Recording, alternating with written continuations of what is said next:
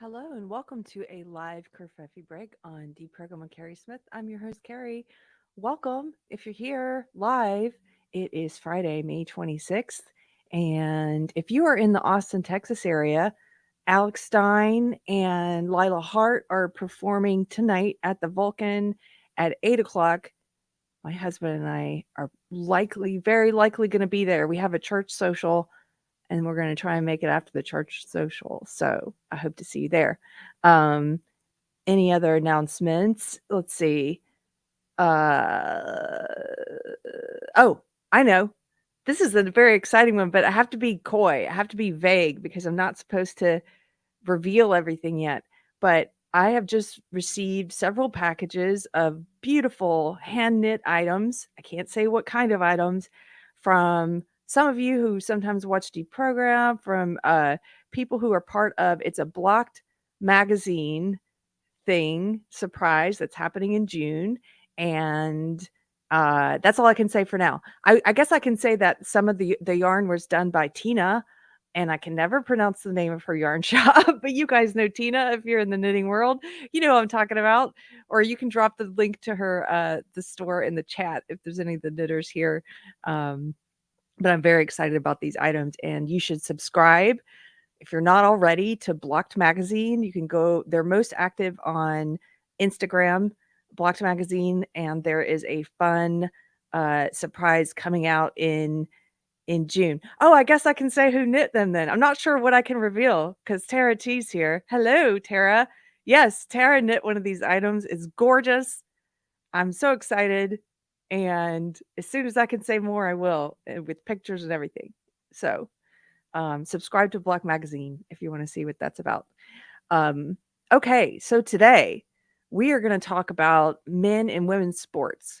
And I'm hoping I can do this topic justice. There was someone who already commented about the video saying, they're retired. They used to work in sports, and that what's happening in women's sports is at all levels in high school and college and international competitive sports is really a disgrace and unfair to women. And so I hope I can do this topic justice, and I hope this becomes a video that you can send to people who might be on, let's say, on the left, but and supportive, obviously, of transgender people and non-hateful, but who think that the way to be not hateful is to support trans women, so biological men competing with women. And I would argue that's not the way to be supportive. That's not the way to be non-hateful. And I hope that if someone sent you this video, that you'll at least pay attention for a little bit, enough to disagree with me if you want to. In the comments, you can disagree, but at least hear some of us out about why we oppose this and why a lot of trans people oppose it. There are a lot of trans people who are against trans people competing with biological women. And so we're going to try and lay out some of the reasons why. And we're going to focus today on cycling because there's a lot happening in the world of cycling currently. If you're not aware, I wasn't aware. Thank you to Dr. Linda Blade, who's done so much in this area, because she brought my attention to this, and she's going to be back on the show soon to go over some of this in more detail with me. So uh, let's see. Oh, thank you for the super chat, Broken Umbrella. $10. Thank you so much.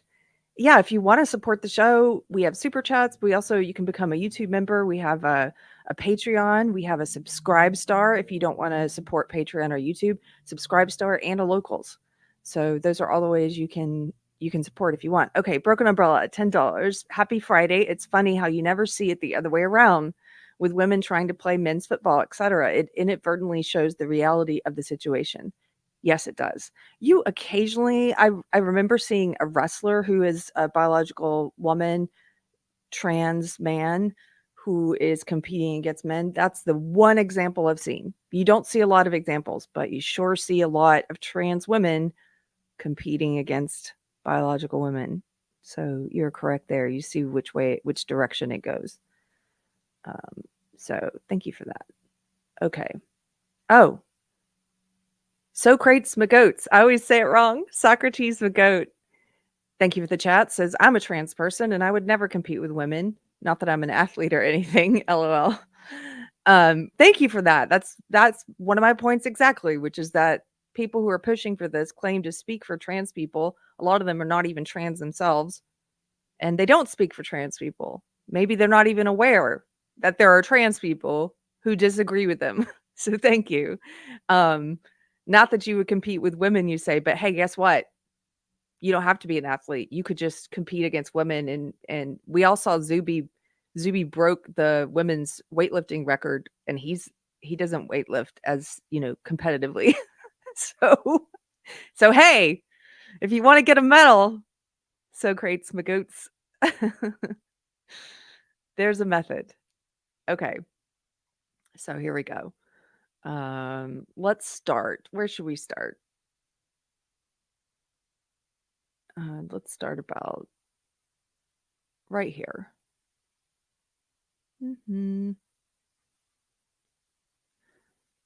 Let's start with one of the first trans women, biological men, that we probably became familiar with. This was a few years ago, and there are many in cycling now, but this was one of the first that made headlines in cycling.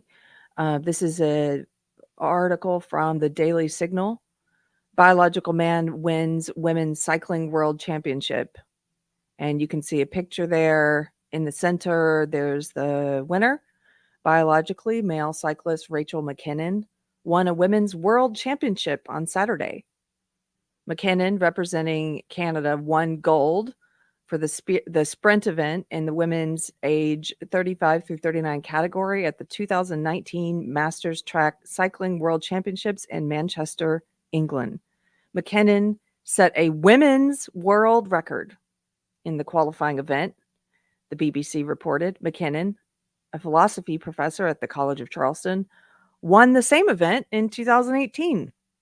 McKinnon told Sky News in an interview that aired Friday that it would be unfair if the cyclist was kept out of women's events. If he was kept out of women's events, it would be unfair, even though he's setting records left and right in women's cycling.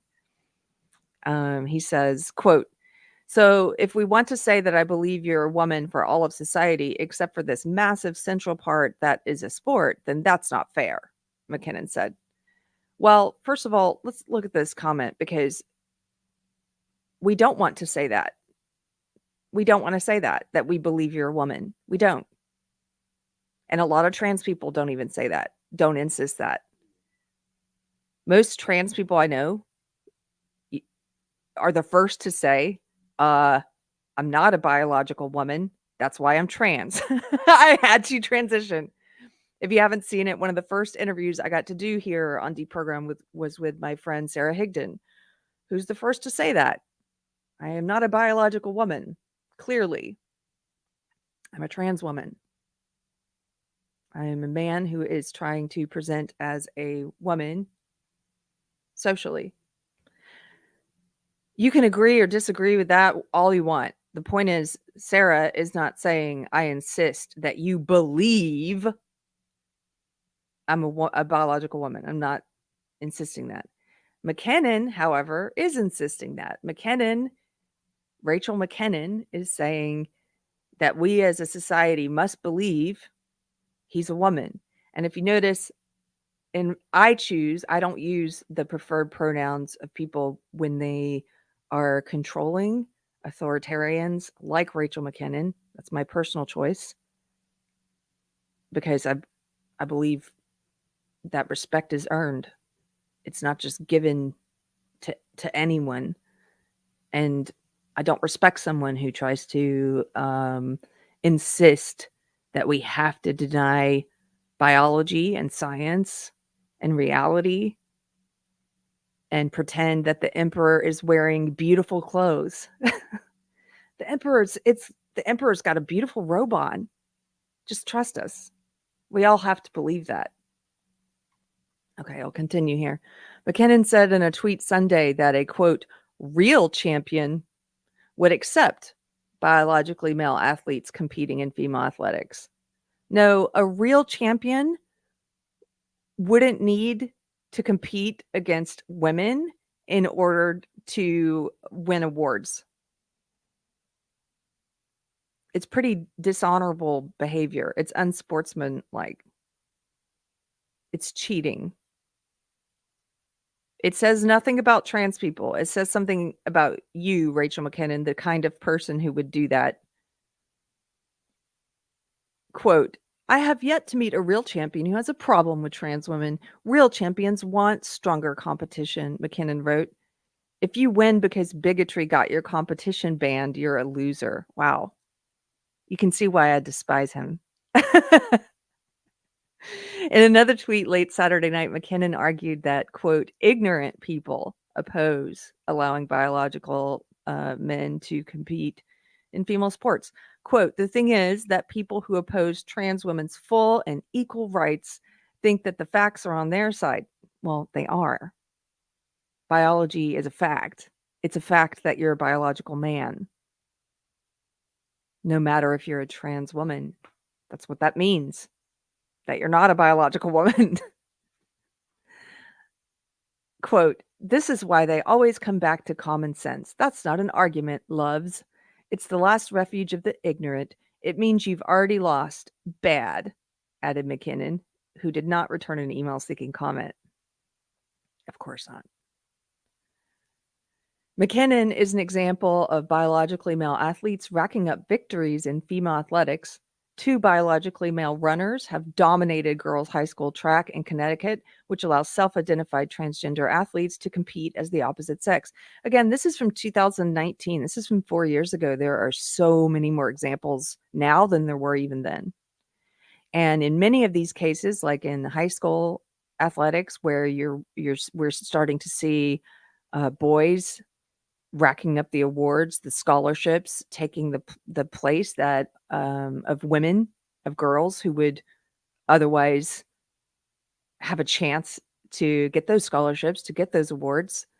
In some of those cases, especially at the high school level, they don't require anything in terms of transition.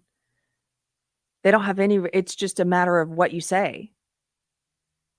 You don't have to start hormone therapy. You don't have to have surgery. There's no requirements in some cases. Isn't that crazy? At the NCAA level, a biologically male runner who identifies as transgender won an NCAA women's track championship in May after previously competing on the university's men's team. Yeah, what were his scores on the men's team? It's interesting, right? There's a meme that was going around a year or two ago. It was an old poster for women's sports for the ACLU, and it was a meme that said, attention, mediocre males need apply for women's sports. And I shared that meme. A lot of people did, and it got blocked. It got taken down. It was too offensive.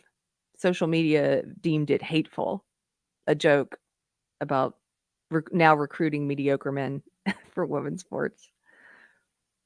Okay. That was Rachel McKinnon.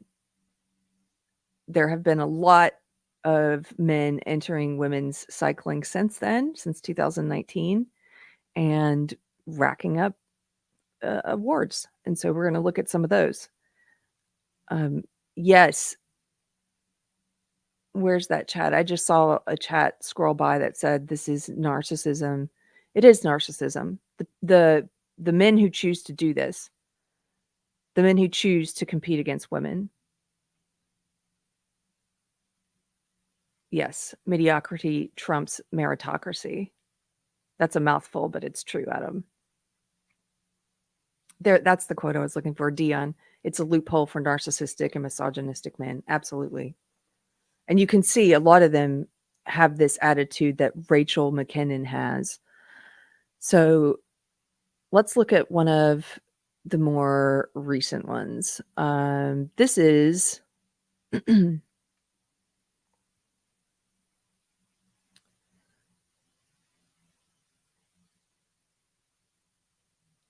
This is Molly Cameron.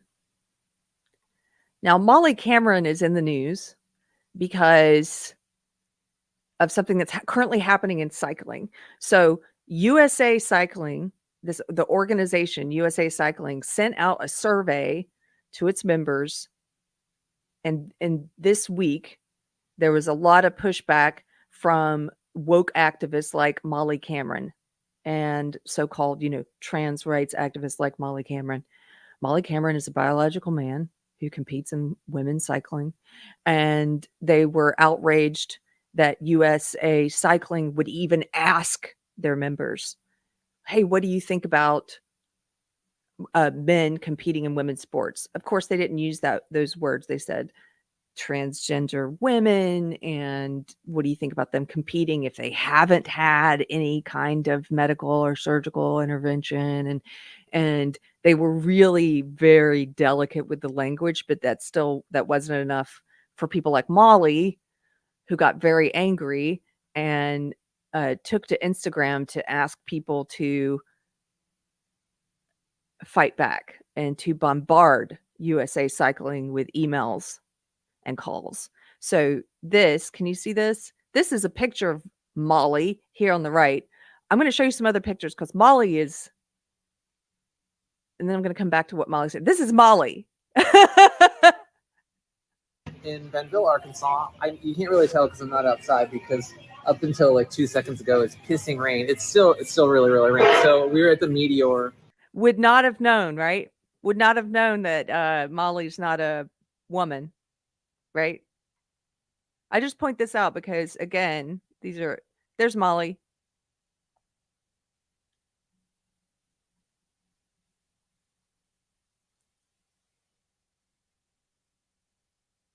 Let me show you some of Molly biking.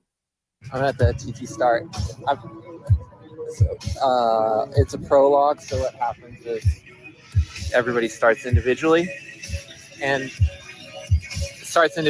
then goes off on their own, and it's timed. So I think I'm in another 20 minutes or something. So this is Molly, and Molly is encouraging people to bombard USA Cycling with emails and phone calls, letting them know that it's very transphobic to even ask their members what they think about people like Molly competing against women. Here's the post. This is from 2 days ago. Again, that's Molly there on the right. Good morning, babes. I've been away from my computer. Hold on, let me make sure you guys can see this. Okay. Good morning, babes. I've been away from my computer and screens for a week, so I'm just now getting caught up on the UCI USA Cycling Transgender Participation in Sports survey blunder. It's a blunder to survey your members, right? I had typed up a much longer caption, but I'm going to simplify it by saying how deeply disappointed I am. I urge you to keep making your voice heard. Email, write, and call, and keep speaking up and keep speaking out. Write USA Cycling and let them know you do not approve, and let them know how damaging this is to the culture and community in sport. Keep taking action and keep making your voice heard. Hashtag trans panic. Hashtag trans menace.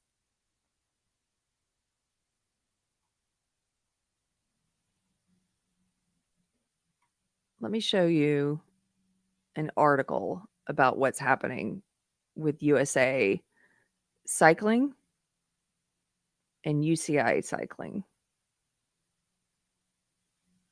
This is from Fox News. Okay, this is from 2 days ago. The headline, USA Cycling reportedly draws anger over transgender eligibility survey. Quote, "You are going to get someone killed," end quote. They're always using histrionics, right? They're always using hyperbole and saying the most extreme, ridiculous things. Here's the subtitle. The UCI's transgender participation policy has recently come under fire. USA Cycling received backlash for issuing a survey to its members for their input on the Union Cyclist International's transgender participation rules amid rising outrage in the sport over transgender female cyclists winning women's events. The organization sent the survey in an email to its members Friday titled, quote, USA Cycling Survey on the UCI Transgender Eligibility Regulations, bicycling.com reported. The survey aimed to collect the views of riders who participate in UCI-sanctioned events in the U.S. and give the data back to the organization. So there's two orgs here, so let's just clear it up. UCI, the Union Cyclist International, they allow people like Molly to compete. And so USA Cycling was surveying its members and saying, hey, what do you think about this? We're going to send the results to UCI. And the woke mob got very angry that USA Cycling even asked its members for feedback, even surveyed them. According to the report, USA Cycling hoped to hear from organizers, teams, and athletes impacted by the rules for transgender athletes. The survey asked members whether they agreed with certain statements, such as, quote, and you can see here, here's how delicate they were with the questions. Very precious, right? Here's a sample question. Quote, at UCI events, transgender women should be eligible to compete in the women's category regardless of when they transitioned, end quote. Or here's another sample question. Quote, at UCI events, transgender women should be eligible to compete in the women's category if they transition before puberty, end quote. The survey also asked whether members believe they could speak freely about the inclusion of transgender women in UCI events. Answers are due by Friday. Well, clearly, there is a great incentive not to speak freely because these guys got called bigots and transphobes and responsible for getting people killed and responsible for genocide just for having the survey, just for asking the question. Genocide. Cycling has been in the national spotlight over its transgender participation rules. Austin Killips became the first transgender woman to win the female overall in a UCI event when they say she, I'm going to say he, when he won the Tour of the Gila. The win sparked outrage among the sport, including three-time Olympian Inga Thompson, who spoke out about the policy. Good for her. After Thompson's comments, Synisca Cycling parted ways with her. So this female cyclist, three-time Olympian Inga Thompson, lost her sponsorship, her relationship with Synisca Cycling, just for saying something about it. So yeah, I would say there's a fear of speaking freely. After Thompson's comments, Synisca Cycling parted ways with her and alleged that she tried to intimidate staff and use the team's platform, quote, for her political activity, end quote, because Thompson called for cyclists to protest the UCI's policy. Here's Austin Killips, one of the men who has won in cycling. It says Austin Killips after the women's elite race cyclocross in January 2023. Nice. Nice, it says. The UCI, the world governing body for sports cycling, initially defended its participation policy, but appeared to change its tone days later, according to The Guardian. Quote, the UCI's objective remains the same, to take into consideration in the context of the evolution of our society, the desire of transgender athletes to practice cycling, the organization said. The UCI also hears the voices of female athletes and their concerns about an equal playing field for competitors, and will take into account all elements, including the evolution of scientific knowledge. In response to the survey, bicycling.com reported that B cyclocross director Randy Locklear emailed USA Cycling leaders and demanded the survey be rescinded and an apology issued. He reportedly wrote, quote, you're going to get someone killed for sending out a survey. Quote, you have failed to diversify the sport. You've failed to keep your membership safe. You have made tokens of the few marginalized people you support, and you have ignored the rest, Locklear's email reportedly read. Dr. Kim Coleman, an assistant professor at State University of New York, Plattsburgh, told the website that the survey results may be flawed from the jump, since the members could take it multiple times. Molly Cameron, there's Molly, a transgender female cyclist, spoke out about the survey on Instagram on Tuesday. Quote, "Good morning, babes. I've been away from my computer screens for weeks, so I'm just getting caught up." Oh, that's what we read.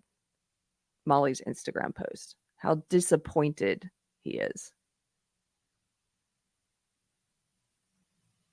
Okay, so that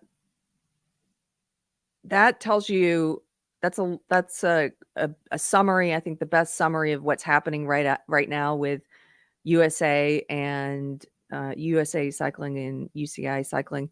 So here is the contact info. I'm going to share this because I feel like if Molly is encouraging people to write to USA Cycling and to UCI Cycling, that we should do the same. They should hear from us as well. So here, let's put this up.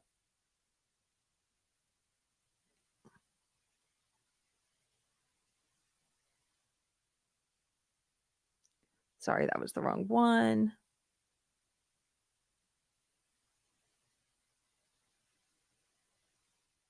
Okay, can you guys see this? I'll make it larger. Somebody was asking me how to get in touch with them. So if you go to usacycling.org, go to the About Us page, and there's a Contact Us link that has numerous ways to contact USA Cycling. If you want to tell them, hey, thanks for doing a survey and asking people's opinions. Here's mine. You can do that. You can email them. You can call them, just like Molly said. If you want to go to UCI Cycling, they're the governing body in charge of policy on whether men get to compete against women or not. You can go directly to UCI Cycling at cyclingworldchamps.com and go to the contact page. And there's numerous ways to contact them. Maybe someone can throw these links in the chat. But if you want to make your voice heard, you can also go to Twitter and you can tag them. USA Cycling and UCI Cycling.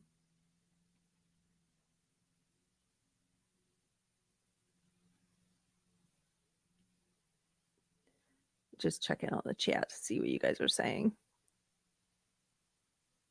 Oh, thank you for the super chats.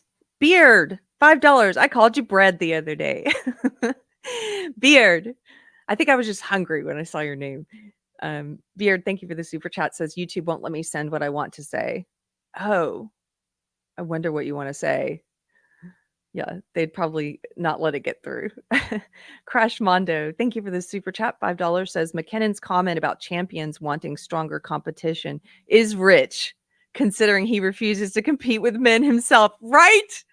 That's the whole point. It's Darvo. It's what narcissists do. It's what sociopaths do. It's where they deny and reverse victim offender. They just reverse everything. It's total projection. McKinnon's like, real champions want stronger competition. That's why I don't compete against fellow men, because I'm not a real champion. Thank you for that. That was a great point. And Tara T, thank you for the super chat, lady $4.99. She says this is just misogyny with extra steps. Yes. My joke about this, Tara, is that seeing all these biological men beating women in women's sports made me start to question if the patriarchy is real. Thank you for that. Okay, let's bring up a couple of other things. So, McKinnon, Molly, and who was the third guy we just looked at? Allison, I think. They're not the only men racking up awards in women's sports. Here, let's look at this guy.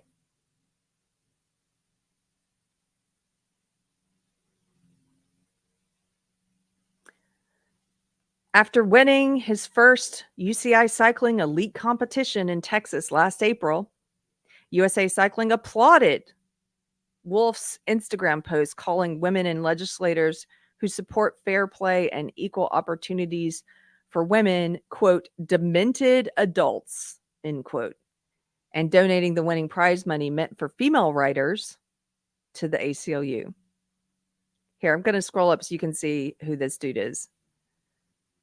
This is Chelsea Wolfe, trans-identifying male BMXer Chelsea Wolfe, age 30, collided with British cycling rider Sasha Pardo, age 16, resulting in a concussion for the teenager and removal from the World Cup. High schooler loses chance at €7,000 in winning prize money by failing medical clearance. So this dude, Chelsea Wolfe, age 30, recently collided with this 16-year-old woman who was competing against him, being forced to compete against him in a women's category. She got a concussion and was removed from the competition. This is Chelsea Wolfe, the male BMXer competing against women. Here's the 16-year-old who got the concussion.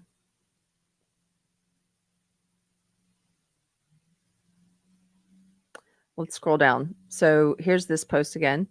After winning his first UCI cycling elite competition in Texas last April, USA Cycling applauded Chelsea Wolfe's Instagram post that called women and legislators who support fair play and equal opportunities for women, quote, demented adults. So you can see him there in the center. And this was his post last year after he won the UCI women's cycling event. He says, took a quick trip to Texas for a UCI BMX freestyle C1 competition hosted by USA BMX Freestyle. And I logged my first ever UCI elite competition win. Woohoo! Texas, as we know, has recently targeted trans kids and their families' civil rights and safety with an onslaught of hateful legislation. Asterisk, for any person on the left who may be watching this and is not aware, no one in Texas is, quote unquote, targeting trans kids. Texas is trying to protect gender non-conforming kids from medical and surgical intervention. Children don't have the ability to consent to having their breast cut off, to having sterilizing hormones. We as a society acknowledge that kids are different than adults and there are certain things we protect them from. We don't allow children to drink alcohol. We don't allow them to smoke cigarettes. We don't allow them to get tattoos. We don't allow children to have sex with adults. We don't allow them to consent to these things because we know they're different than adults. Children don't have the ability to consent to removing body parts or to taking hormones that are going to affect their bone density or possibly make them sterile. That's what Texas is trying to do. Texas is trying to say, hey, wait until you're 18 and you're an adult, and then you can decide to do what you want to do. I'll continue. I just had to get that asterisk in there because I hate reading this stuff. That's so wrong. Okay, so then Chelsea continues. Though I wish I could do more to protect our children from the demented adults responsible for this attack on their human rights, I hope that my presence at this event as my full, authentic self and a donation to the ACLU from my contest winnings is enough to help them know that we will not stop fighting for their right to live life fully as themselves. Please join me in celebrating this win by making a donation to the ACLU of Texas as well if you're able.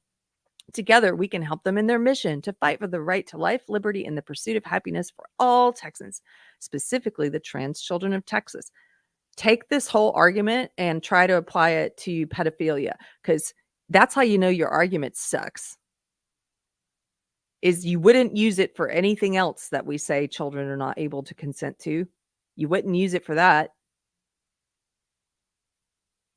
Oh, it's just the right to life, liberty, and the pursuit of happiness for especially for kids.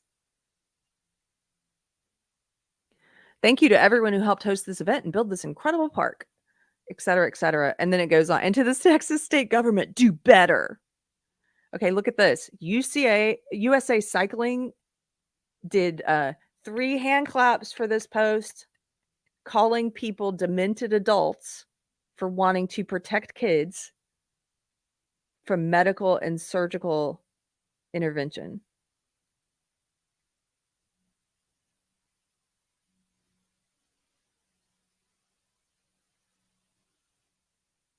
And then here's one more post about Chelsea Wolfe. Male writer Chelsea Wolfe is a women's U.S. national team member, Tokyo Olympics alternate, and a touring World Cup BMX rider. Wolfe is on track to qualify for the women's U.S. Olympic team for Paris 2024. The IOC is currently unwilling to guarantee fair competition for female athletes. Look at those big old knees and hairy legs. Sorry, just can't help but notice it. But don't worry, guys. I'm sure he doesn't have a competitive advantage, right? In women's sports.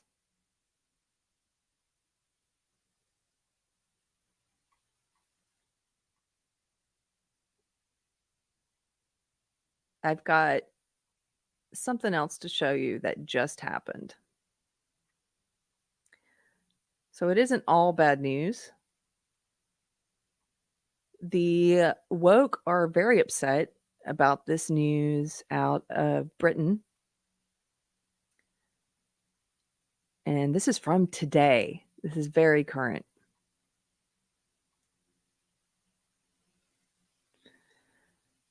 I'm going to read this. This is from BritishCycling.org. British Cycling update: transgender and non-binary participation policies. In April of 2022, we suspended our transgender and non-binary participation policy so that we could conduct a full review of the available medical science and carry out a targeted consultation with our communities.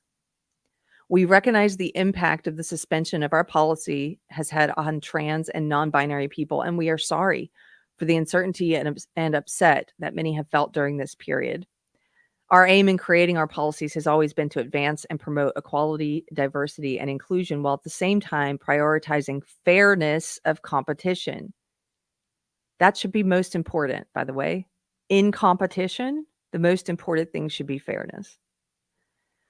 This aim has not changed. It has been central to our review, and we remain committed to this vital work.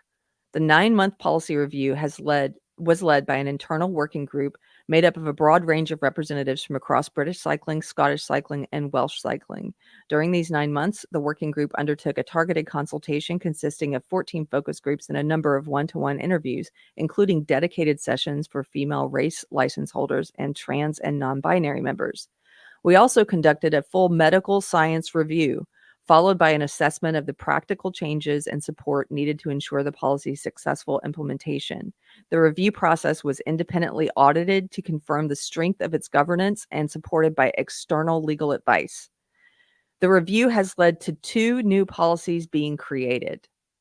Policy for competitive activity, which relates to all British cycling sanctioned competitive events, and policy for non-competitive activity, which builds on the long-term commitment to inclusion set out in our Equality, Diversion, and Inclusion Strategy, our RIDE.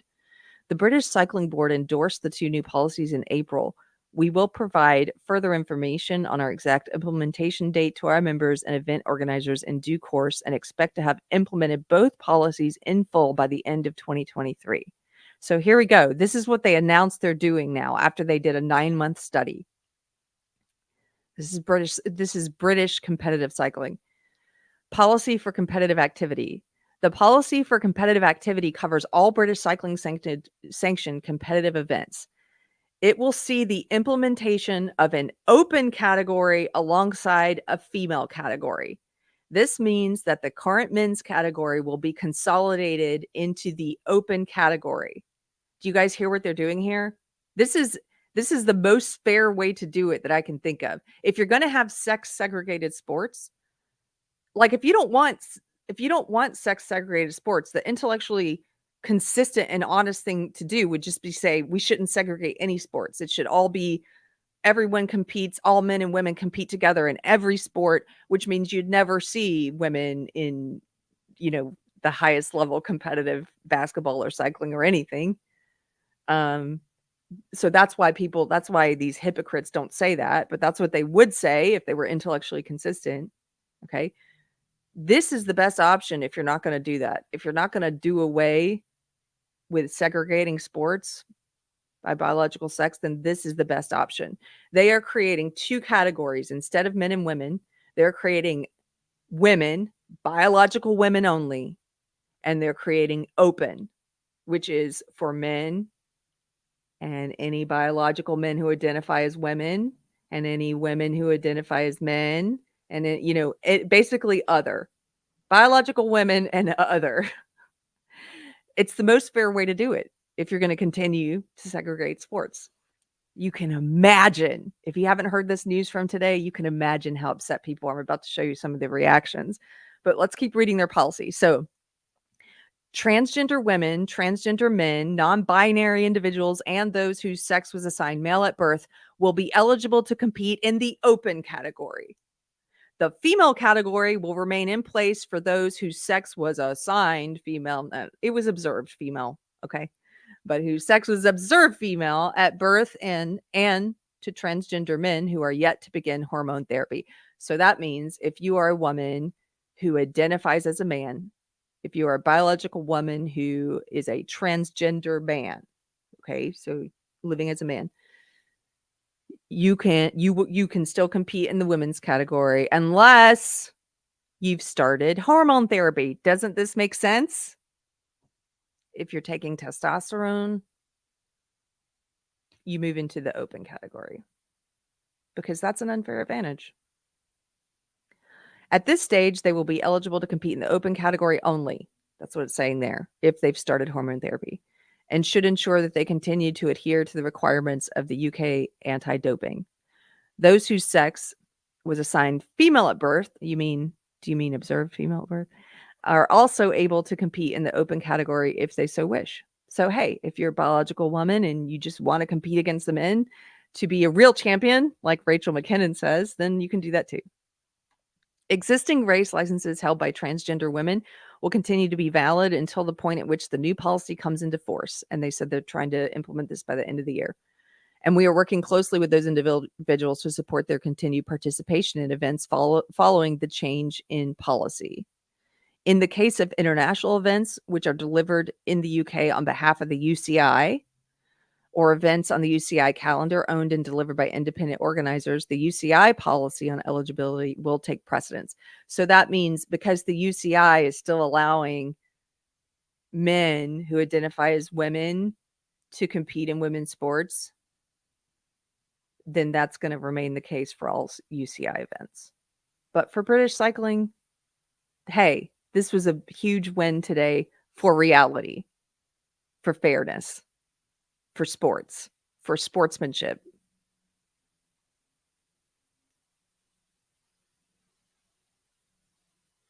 If you want to contact them and tell them thank you, you can also do that. I feel like people don't hear enough thank yous when they do the right thing,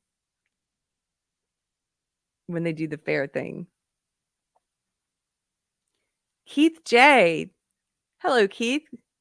Keith is the person I mentioned before. I said, I hope I do a good job of this today. For you, Keith. Thank you for the $5 super chat. He says, women must stand in defense of their sports. If not for themselves, then for their daughters and granddaughters. Yes. And I'm starting to see more female athletes doing this. And some of them, like Riley Gaines, are being harassed. They're being called all kinds of names that are not true. And God bless her, because there's going to have to be the women at the front of the lines like her who take all that flack, so it becomes safer and safer and safer for people to speak freely and to say, hey, this isn't fair.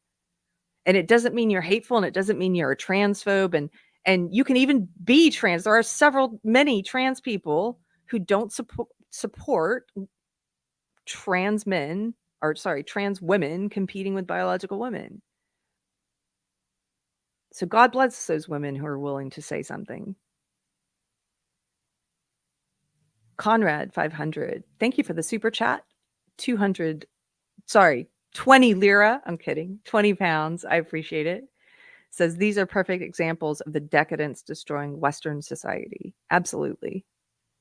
We are at a place in society right now. I use that the emperor has no clothes example, but that's really what it feels like to me, where we are being told by these particular men, the kind of man who would compete against women. That's why you're seeing those really gross statements coming from them, like people like Chelsea Wolfe and Rachel McKinnon and Molly Cameron. You're seeing these really arrogant, deceitful things coming out of their mouths because those are the kind of men who would compete against women. The narcissistic ones, the arrogant ones, the cheaters, the deceitful ones. It's not a trans thing. It self-selects for people who are okay with that kind of unsportsmanship. They're okay with winning, with lying and deceiving and everything in order to win. And yeah, I think you're right. They're a perfect example of the decadence destroying Western culture. I appreciate the super chat. Thank you. Okay, so now that British Cycling has made this announcement, there's been an uproar today. This news is today. So let's look at yet another male cyclist, Emily Bridges. Here's another one. I told you there's so many now in cycling. This is in the Telegraph from today, May 26th. And this one takes the cake. This is the most histrionic, hyperbolic one you could find. Over the top, just complete gaslighting and emotional manipulation of people. It's like taking people emotionally hostage, to use this kind of language. Here's what Emily says. Emily Bridges, trans cyclist, furious at, quote, genocidal British cycling after elite racing ban. This guy is calling the decision of British cycling after a 9-month scientific review and a decision to say, hey, the most fair thing we can do is have 2 categories, biological women and open. This person, Emily Bridges, is calling that genocidal, as if words mean nothing, as if genocide means nothing. It's incredible. Here's the subtitle. New policy will end any chances of Bridges qualifying for the next year's Olympics, but will not apply to non-competitive events. Also fair, by the way, if it's not a competition, sure. If it's a non-competitive event, sure. But when awards and prize money and scholarships are on the line, it is not fair to exercise your biological advantage to compete against women. It's not fair. And that's not genocide to say that. Quit trying to gaslight and abuse people emotionally. If you're on the left and you think you're doing something good for like standing up for people like this Emily Bridges, like you're standing up for narcissists and sociopaths. You're not standing up for trans people. Trans people don't want to be represented by Emily Bridges. Not all of them, just the narcissistic ones. Let's read this. Emily Bridges, a transgender cyclist, has launched a scathing attack on British cycling, accusing it of, quote, genocide after trans women were banned from racing against females in British competitive events. The announcement all but ends the chances of Emily Bridges competing at Paris 2024 Olympics, as I'm not going to say she for this kind of sociopath, as he will now have to race in the open category in the UK. In a 651-word statement posted on his Instagram page, Bridges said that British cycling was guilty of a violent act, end quote. What does violent mean anymore, right? We could just say, I don't like this ruling of fairness. It's violent. These people are trying to reduce all words to absolute meaninglessness. The boy who cried wolf. Bridges said British Cycling was guilty of a, quote, violent act and said it was a, quote, failed organization. He wrote, quote, does it surprise me that the same organization funded directly by a state that ships vulnerable refugees to Rwanda violently clamps down on any political dissent that they disapprove of or starves their people? No, of course it doesn't. The same organization with actively homophobic coaches who encouraged eating disorders and did nothing about any bullying between its riders. The same organization where elite riders influence their policy when it doesn't fit their entitled and narrow worldview, with no ability for nuance or any desire to question the view that they've been told since birth. Again, this is all projection.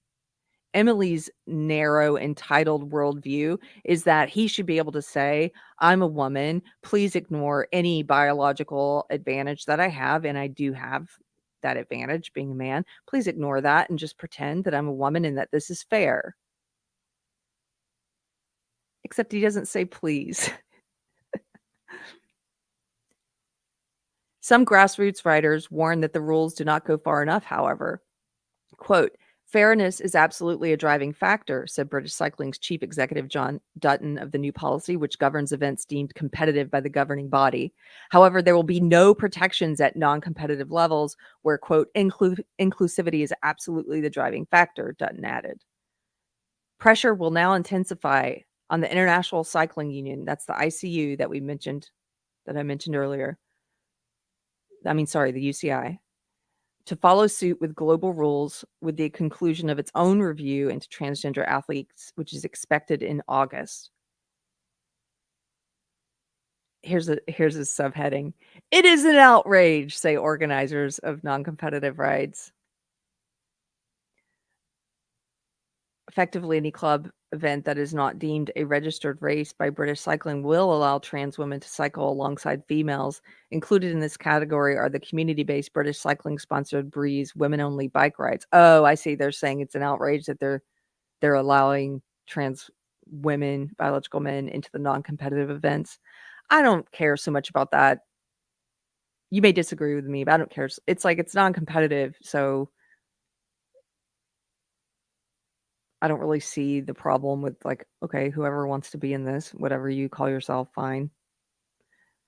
As long as you don't demand I call you anything in particular. Well, okay, here's counterpoint to what I'm saying. These rides were specifically set up as a sanctuary for women, and Tessa McKinns, a lawyer and Breeze cyclist based in the West Midlands, expressed dismay that her event was not included. Quote, a lot of women are looking for Breeze rides because they have confidence issues and there can be a very macho culture in cycling, she explains. And then they turn up and find out there's a biological male on the ride. The idea was, quote, if you dare say anything, you are transphobic. Well, here's what I will agree with her. I mean, of course, you should be able to have any kind of club you want. Like, if you want to have a women's cycling club, you should be able to do that. A lot of women are looking for Breeze ride. Oh, that's the one I did. Sorry. Corrine Kilty, a Breeze cyclist based in West Yorkshire, said allowing trans women in just negates the whole principle of having a women-only rule. It's an outrage, frankly. I don't know if it's an outrage, Corrine. I mean, I guess I can see your point, but be happy.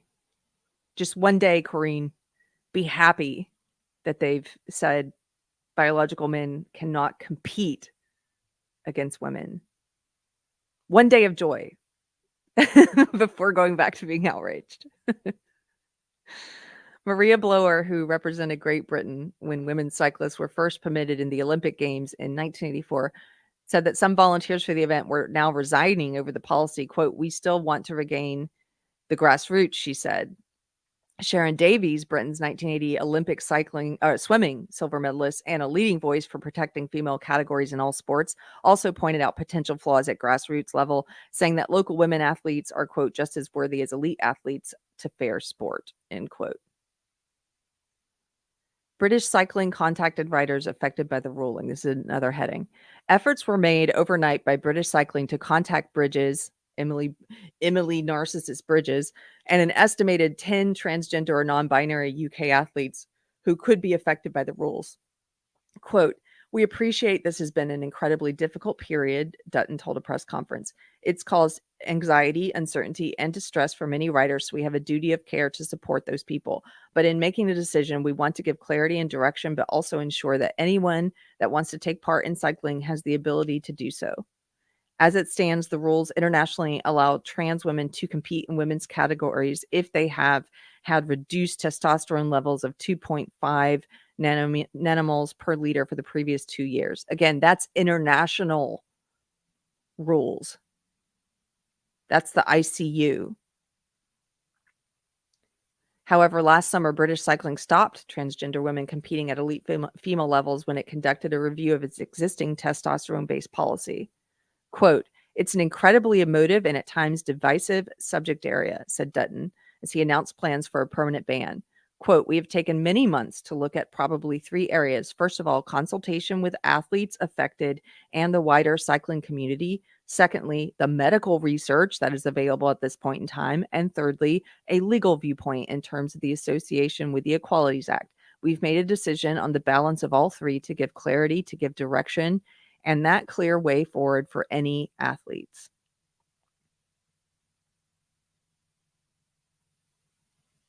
That's that article. So they're calling it genocide.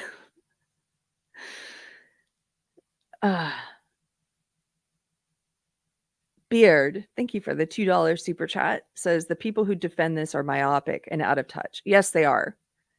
And they're often I think there's roughly speaking 2 kinds of people who support this, just like I think there are roughly speaking 2 kinds of social justice warriors or woke people.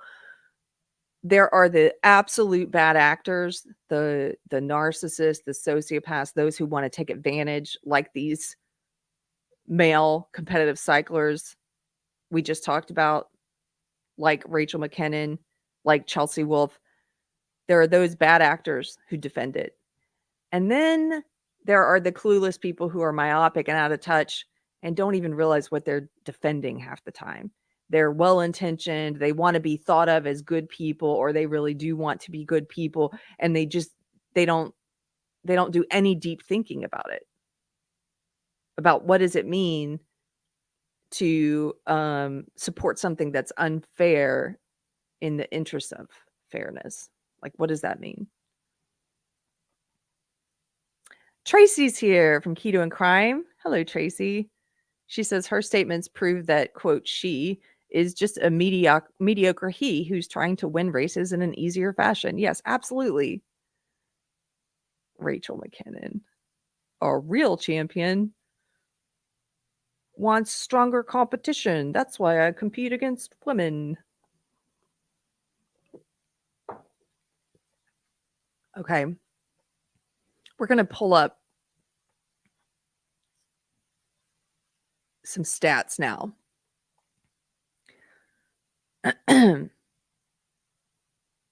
One of the things I've mentioned in a lot of videos is when talking about statistics or facts,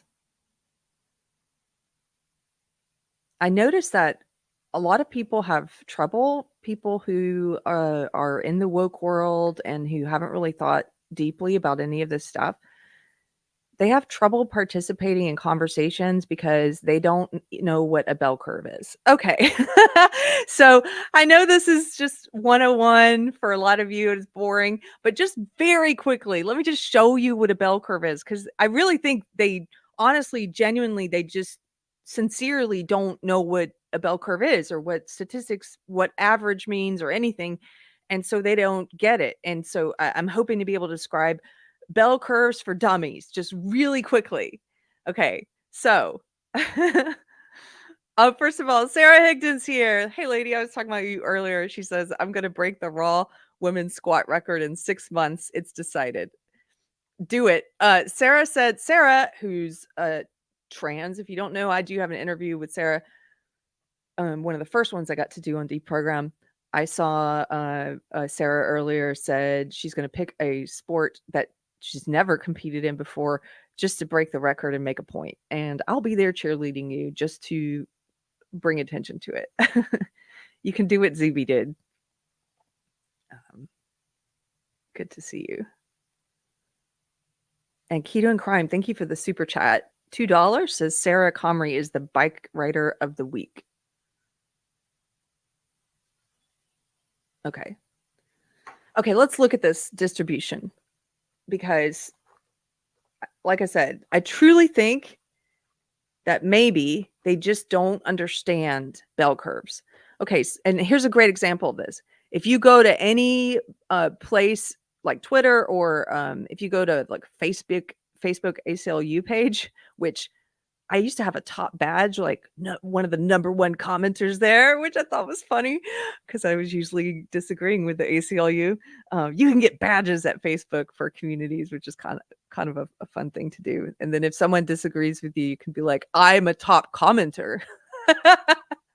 Look at my badge. Anyway, if you go to one of those places with a lot of discussion and disagreement, you will see, and I've seen it numerous times, you will see people come in there and say, I don't think men have a competitive advantage because, I'm a woman, I'm a biological woman, and I'm a faster runner than my brother. Okay. You may be. I'm sure that's true. That just tells me you don't understand bell curves. So this is a bell curve. This is a distribution of data. And so when we say like this, for example, this is a blank one, but let's say that this were a bell curve about the fastest runners in the world. What you would see is the very fastest runners are there on the right.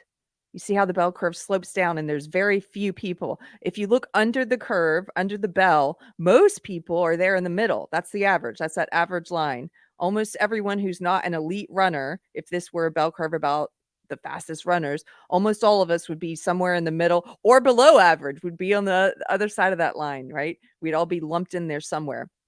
As you go towards the extremes, the outliers, you're going to see the people who have the most talent, the biggest advantages if you're looking at men versus women, and they're going to be there on the end, the outlier. They're going to be on the right side of this. So at the very, very tip there on the right of this bell, you can see very few people fit under that part of the bell curve because those are the fastest runners and there aren't that many of them. And if you look at a bell curve of fastest runners, all of those people, those very few people who are at the utmost right tippy top point there on the right, they're all men. Okay? So when you, an average person, an average woman says, but my brother's faster than me. Yes, because we're all there in the middle somewhere. We are not elite runners. We are not the fastest. Does that make sense? I'm going to have to practice this explaining bell curves to people because I really think that this is maybe a stumbling block for them is they don't understand what on average means. Okay. So all of us average people in running, we're not there on the end of the bell curve. Here, let me draw it out so I can point to it. Mine's kind of slanted, but this is where all of the average people are, okay? And then this here is where all of the elite runners are, and those are men. Is that better? Help you understand it? So you and your brother are not in the Olympics. You're not the fastest runners. It's like saying, okay, let's take basketball, for example. You happen to see a very large distribution of, first of all, men are going to be outliers in that, the best basketball players. This is why we still segregate men and women's basketball. For the most part, it's men. They have the physical advantages. And we also see a large percentage of Black men in particular in the NBA. Now, you and me, an average person, you may say, hey, I don't think black men on average are better at basketball because um, my Jewish brother is very good at basketball. Or I know one Chinese guy who's very good at basketball. Okay, great. Yeah, I'm sure you do. But they're an outlier. Again, is this making sense? Vermont Chatter is doing a laughing face. I hope I hope that this is I'll get better at this. I'll get better at explaining bell curves. Okay, let's stop sharing that. That's just a very quick explanation. Now let's look at some of the stats so you can see better what I'm talking about. Should we start with overall sex-based differences and then look specifically at cycling? Let's look at overall. Okay.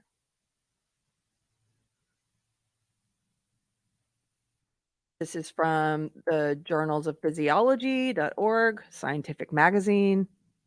It was published in the American Physiological Society. Sex-based differences in normal physiology. One consequence of differences in genetic attributes and circulating levels of sex steroid hormones is that there are structural and morphological differences between males and females. The differences between the sexes in body composition are well known.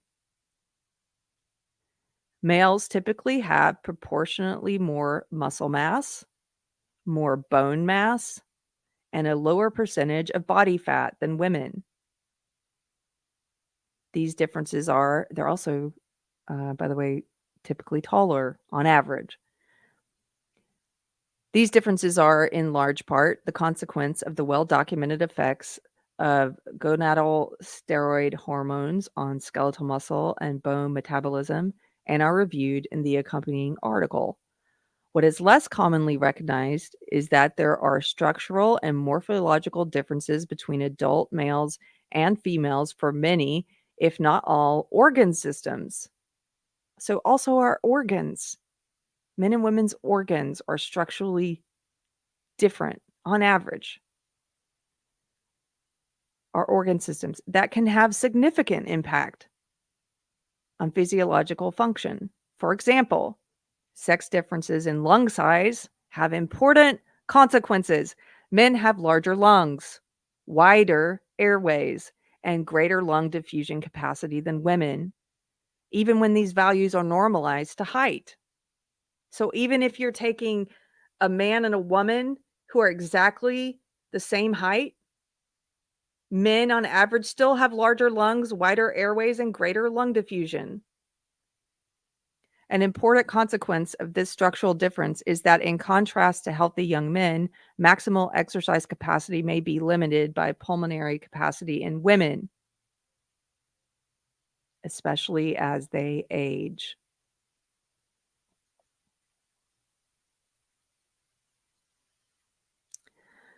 Let's read a few more differences while we're here. There are well-defined differences in brain structure that result from fetal exposure to steroid hormones. These morphological differences, in concert with the effects of sex steroid hormones on neuronal function, are proposed to support diverse non-reproductive differences between males and females, such as differences in pain threshold and cognitive style and the greater glucocorticoid. This is a real test for you guys. Glucocorticoid response to stressors exhibited by females compared with males. Receptors for sex steroids are found in multiple brain regions and mediate the effects both of circulating gonadal steroid hormones and of locally produced neuroactive steroids. Let's scroll down. There are multiple differences between men and women in terms of their normal cardiovascular function. For example, men have significantly greater left ventricular mass and chamber size than women. Because the left ventricular ejection fraction is the same in both sexes, the stroke volume is larger in men than in women. Furthermore, there are sex-related differences in the expression of myosin isoforms in animal models, suggesting that there may be sex-based cardiac differences that are more complex than a simple difference in size. In addition, blood pressure regulation differs between the sexes in several respects. Women have a lower resting blood pressure and higher resting heart rate and exhibit reduced tolerance to orthostatic stress and impaired venous return. I just want to point out that these things are not, despite the magical thinking of activists of the woke, these things are not corrected, is a word they sometimes use. They're not corrected by transition. You have a greater bone density if you're a man, on average.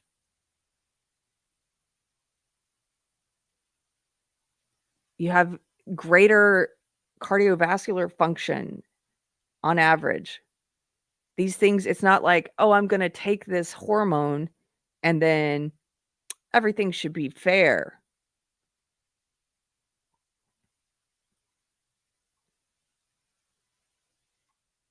Let's look at this.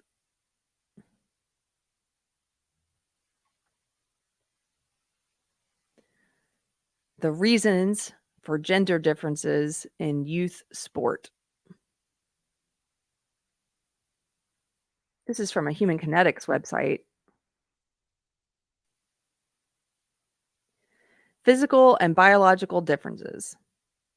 Several physical characteristics of post-pubescent males predispose them to outperform females in sports that require strength, power, and speed. Adult males tend to be taller with longer limbs. The breadth of their shoulders allows for more muscle on a larger shoulder girdle, the main contributor to post-pubescent males' advantage in upper body strength. Adult males have more overall muscle mass and less body fat than females, even in trained samples. Male athletes average 4% to 12% body fat compared to 12% to 23% in female athletes. Just a quick note on this, and correct me if I'm wrong in the chat, because I didn't go back and reconfirm this before the show, but I remember reading a stat years ago that the only competitive sport where women have, on average, a biological advantage is long distance swimming, because we have a higher percentage of body fat on average. And so if you're in the cold water for that long, we do better. Correct me if I'm wrong.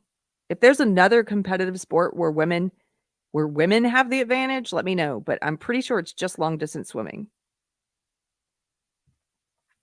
Males develop larger skeletal muscles as well as larger hearts and lungs and a greater number of red blood cells, which absorb oxygen for aerobic advantage.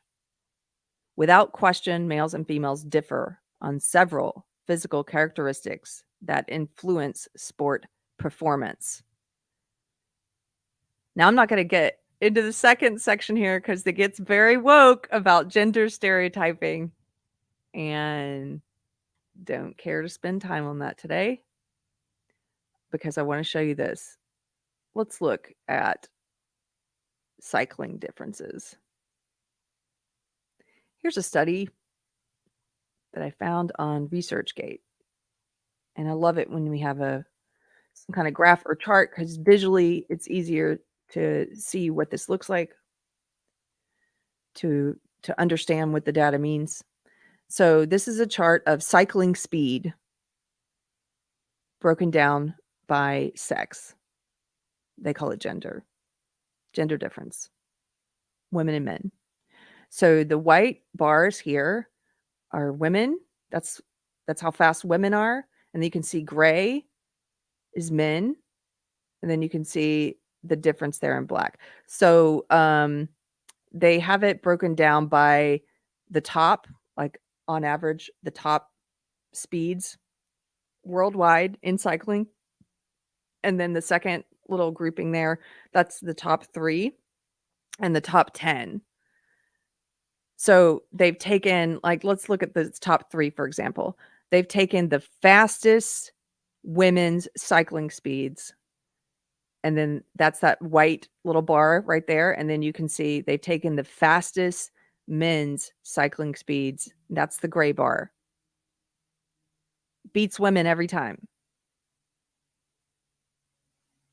I don't know how you can look at science, at data, at facts, and pretend that there's no competitive advantage for biological men. I don't know how you do that. Your brainwashing, your ideology has to be, your religion, your faith has to be so much stronger than reality, than facts, to be able to look at facts and disregard it and say it doesn't matter. If you're watching this and you're on the left and you're hating me or hating this video right now, and you think that trans women should be competing against biological women because you think that's inclusive and fair, I would ask you, like, why do you think that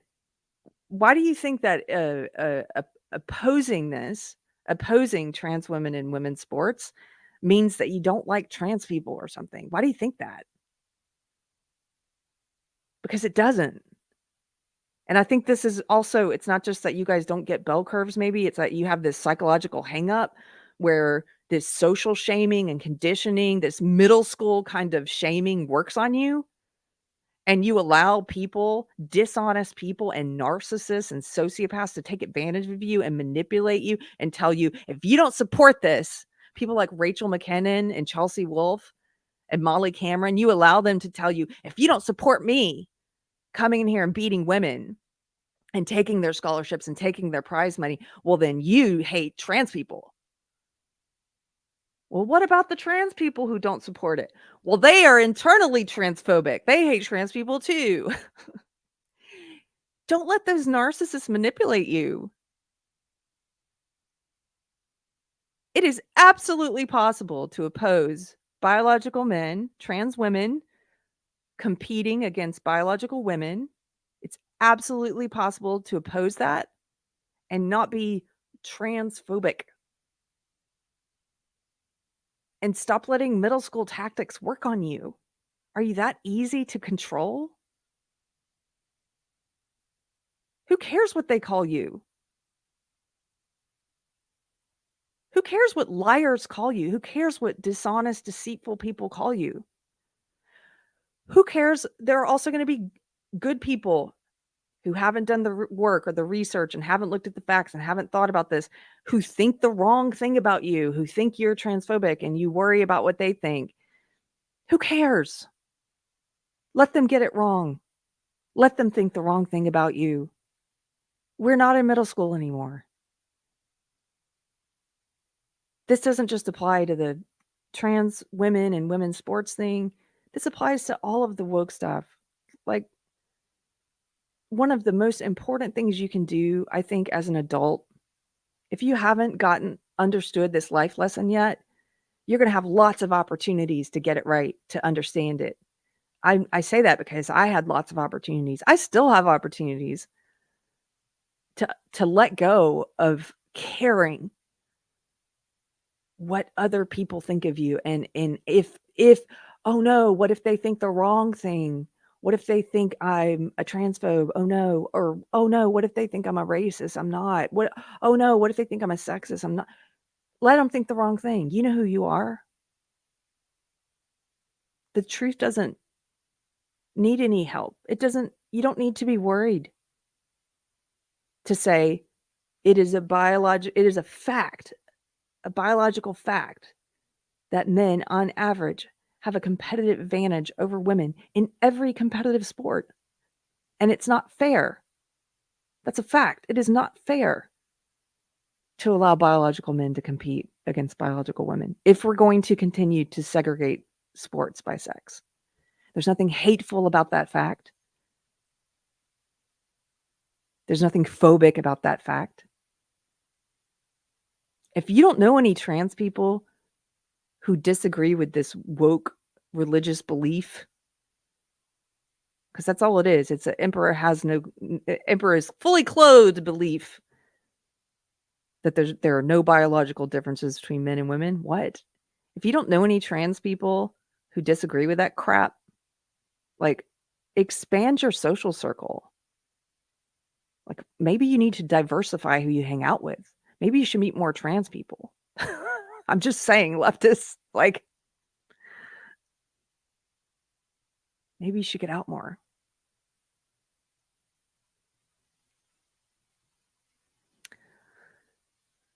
Okay. I don't want to go too long on this because I think that kind of covers it at the end, right? Is there anything I should hit on that I haven't hit on? We're going to talk about this again. I wanted to focus on cycling today in particular because of all the news. Dr. Linda Blade's going to be on the show soon, and we're going to cover this again. And she's amazing and a wealth of information. But I hope this gives you something to think about if you're on the left and someone sent this to you. And if you disagree, feel free to leave a comment saying you disagree. If you like the show, if you support Deprogrammed and want to help our algorithm, also leave a comment. It helps us when we have comments on videos. It means that the algorithm says, oh, I'm going to show this video to more people because people are commenting on it. So thank you for that. Thank you for the super chats today. Oh, I missed some. Tara T. Hello, pretty lady. $4.99. Thank you. She says, my sons were physically stronger than me when they were 8. Well before puberty, sex differences are real. Yes. Just look at the pictures of some of these men who are winning. That's winning and beating women. It's like visually stunning. Mark, thank you for the super chat for $10, says, that is why when the human race is undergoing so deep a transformation, women imbued with the spirit of the gospel can do so much to aid humanity in not falling. Closing of the Second Vatican Council, 1965. Wow, that's a great quote. Thank you for that.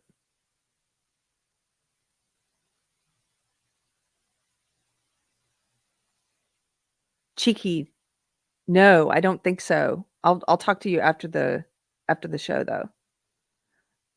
Anything else?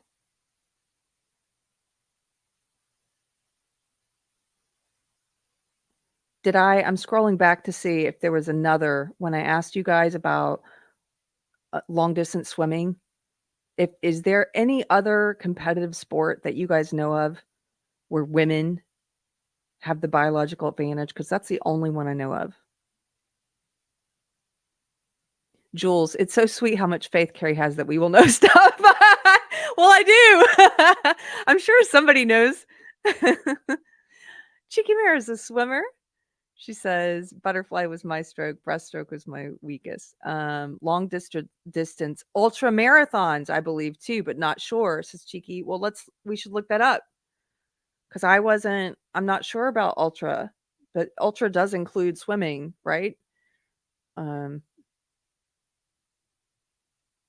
see if there's any more. Stephen Landau. Hello, sir. He says, so do we really have to justify the differences between men and women when the differences have been so obvious for more than 100,000 years? The crazies have won, as we now have to explain the obvious. Yes, unfortunately so. I can't believe it either. But yeah, it's the year 2023, and I feel a need to make a video saying, hey guys, let's look at science. Men and women have different biologies. Sexual dimorphism is real.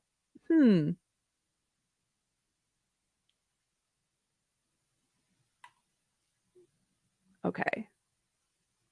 I think I got everything. If I missed something, send me a note. You can always email me at deprogrammedpod@gmail.com. Speaking of which, if you are in the Georgetown, Texas area and you want to get on our email list for the next house concert my husband and I do here in our home, feel free to email me at deprogrammedpod@gmail.com. This past weekend, we just did 2 amazing shows with just incredible musicians. He's booking different musicians and different styles of music each time. And this was all Latin music, and it was phenomenal. I got to meet some of you folks from the chat in real life. That was cool. But yeah, get on our list if you want an email about it. Okay. Dion says, okay, guys, I have to run. I have to run to, if you're in Austin and you're going to the Alex Stein, Lila Hart show tonight at the Vulcan, I might see you there. Thanks for hanging out today. If you like this video, please share it. Please share it with a leftist in your life. Thank you so much. Bye-bye.